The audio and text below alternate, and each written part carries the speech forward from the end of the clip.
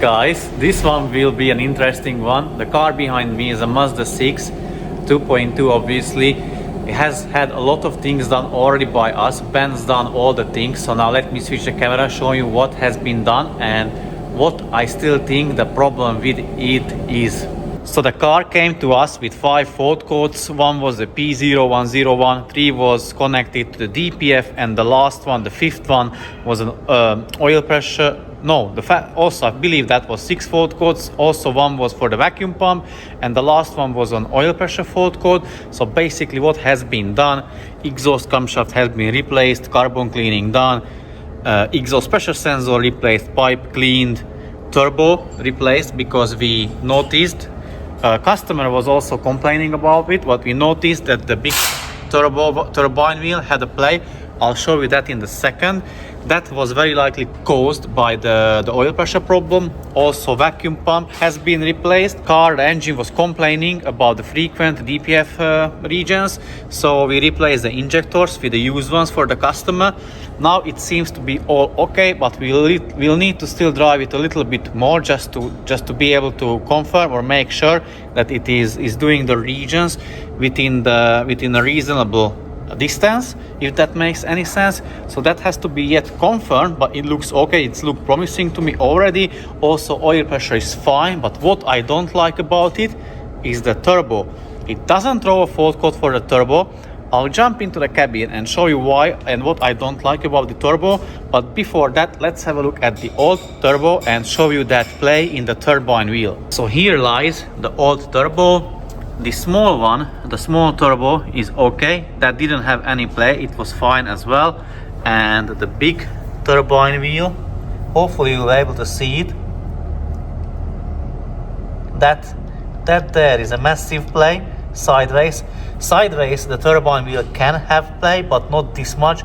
It is touching the housing already, scraping it, scratching it, and making all different noises. So that will be replaced. Oh, sorry, it has already been replaced.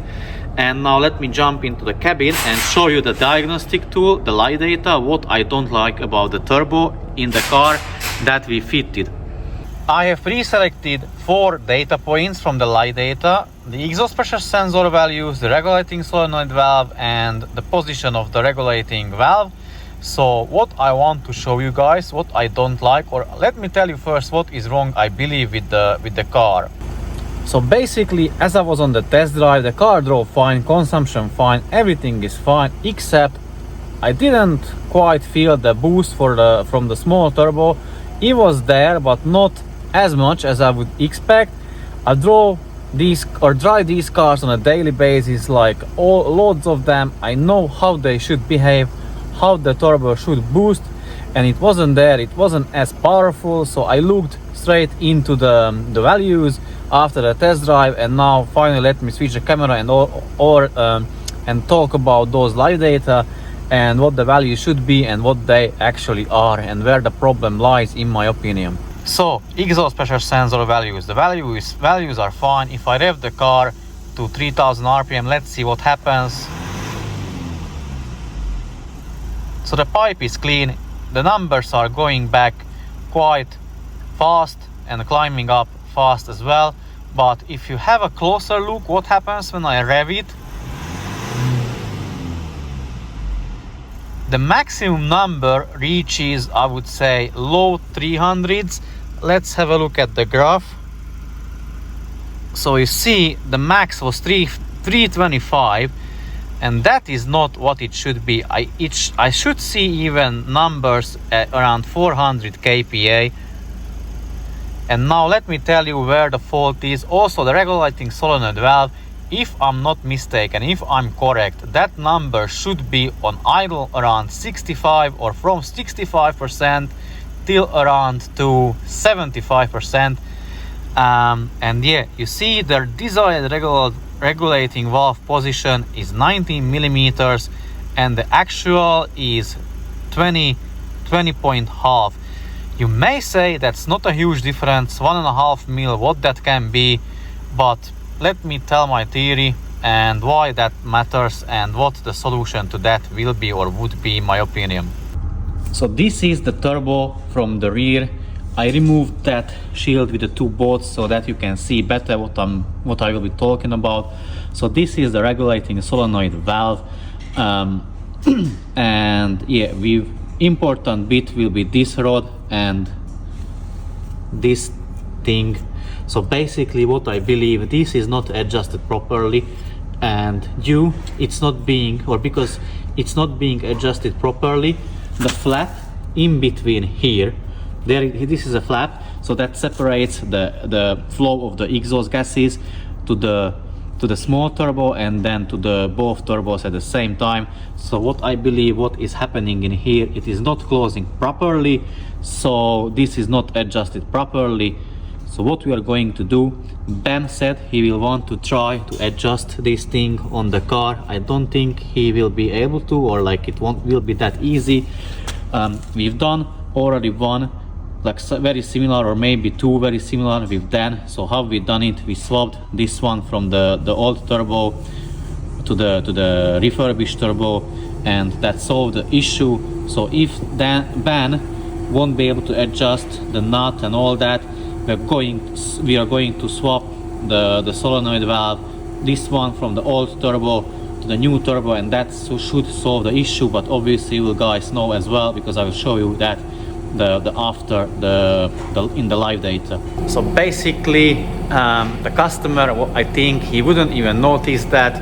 Maybe even some mechanics, they wouldn't notice it, but because we drive these cars or work on these engines and these cars like extremely lot, huge amounts we've done already so far, we know what to look for, what the values should be. So yeah, we're going to check that and confirm our theory, and in the meanwhile you can see that we try to improve the garage as well. We've done the hex light and we've done the frame for it, painted the background, installed OSB or sandwich panels, and Ben is busy with engines, rebuilding the engines, while I asked him to help me, and then he's doing the other frame for his hex light so it will look better. But let's not waste more time. Let me try to change or swap that regulating solenoid valve, and then see if the turbo or the boost for the small turbo will be there, if there will be any improvements or not. The small turbo is back in business again, so let me show you the actual live data, that I'm not just talking bullshit, and let me tell you also how we sorted it. So as I was doing the hard work inside the car and monitoring the live data, Dan and Ben got again the easy job adjusting the rod.